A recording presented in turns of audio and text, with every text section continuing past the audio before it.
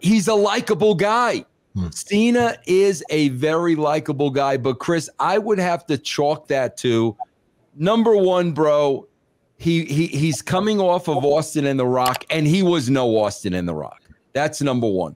Number two, bro, you gotta look at who was the supporting cast, and also, bro, you gotta look at the writing. Let's talk about John Cena being naked at the Oscars. Well, naked. He wasn't naked. Yeah, dick on his box. Yeah. He had they showed a picture. He had like a nude jock strap and a nude like undergarments. So, but it appeared from the camera he was naked.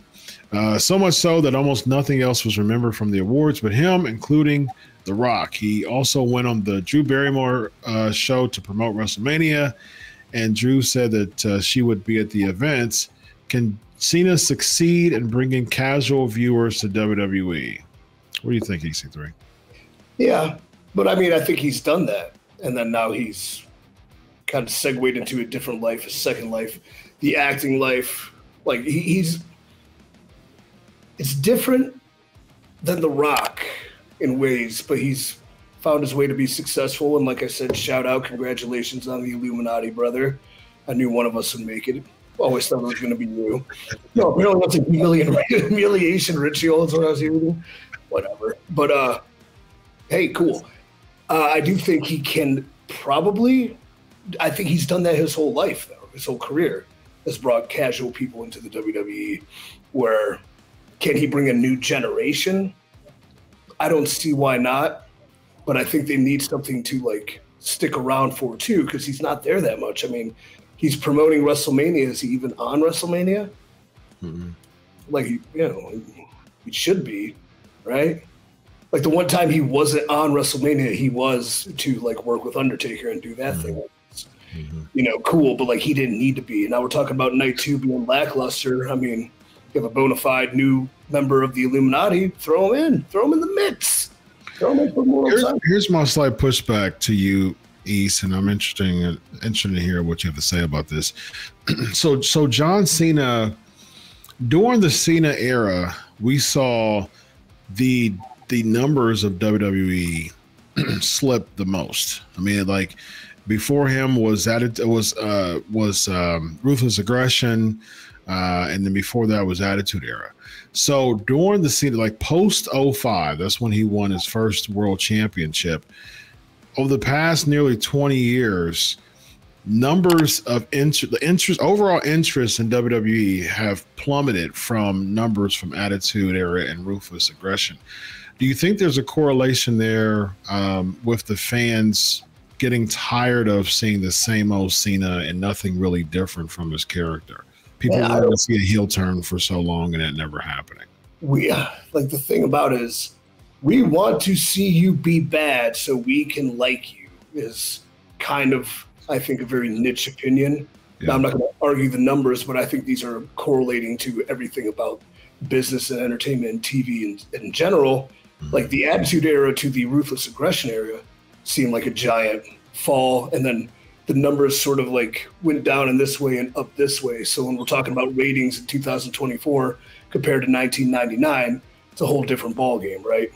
So hard to say, but makes sense. I do know, like from a casual perspective, he was known worldwide. Well, nobody else would be, and I thought he brought a lot of people in, like families and that era of TV PG, and I provided really the foundation and the backbone of what has become now, which is a multi-media content creation conglomerate that is unlike anything ever. So I don't think these things happen without what he did, even if maybe in one aspect there were steps taken back in attendance and ratings as the world changed to becoming what the business is now, which is content selling for $5 billion to Netflix.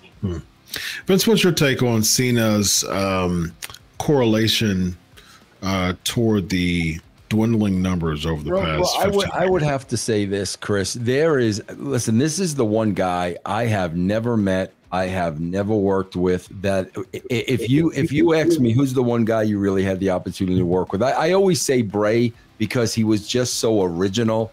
But I would have loved to work with Cena. I really, bro, as a matter of fact, when I was there consulting in 2002, I was there for about 2 weeks. And like Cena was nothing at that time. And I gave Vince a John Cena angle where Cena would have gotten it into it with Vince immediately. But, you know, with Vince, what I pitched to him was like, oh, well, we're going to do that 6 months from now. And I'm like, what? Why do it now? Mm-hmm. The one thing about Cena, bro, is you don't have to know him. He's a likable guy. Cena is a very likable guy, but Chris, I would have to chalk that to number one, bro. He's coming off of Austin and The Rock, and he was no Austin and The Rock. That's number one. Number two, bro, you gotta look at who was the supporting cast, and also, bro, you gotta look at the writing.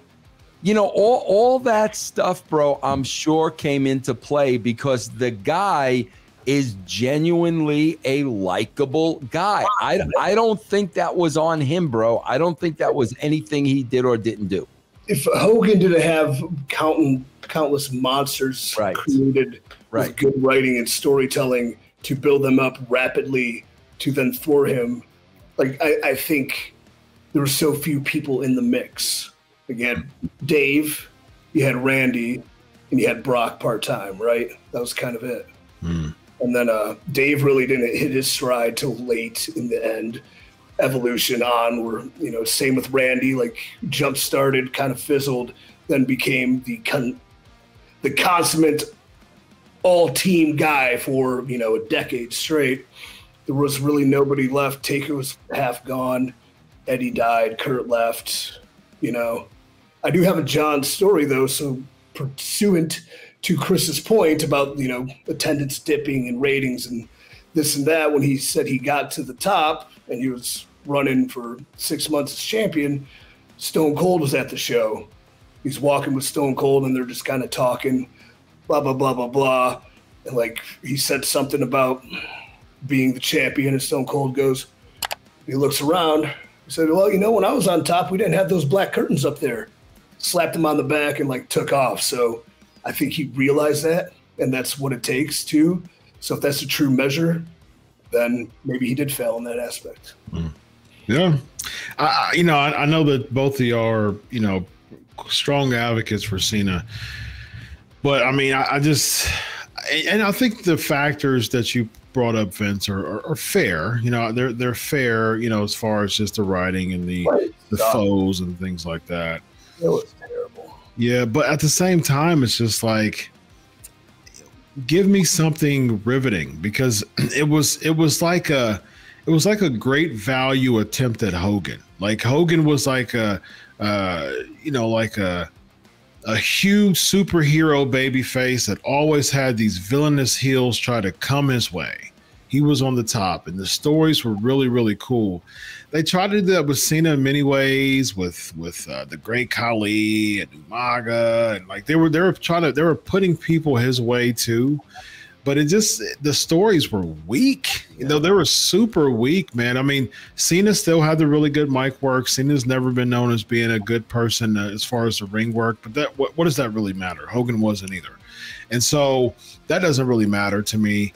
But the stories matter. And the fans started to lose interest because it became just focused on wrestling so much, and the stories became weaker and weaker, which is the reason why as many people crap on the fact that, you know, people who are more traditional in their critiques when it comes to wrestling, you can't really be so blind and delusional that stories still matter when it comes to professional wrestling. All that matters is story.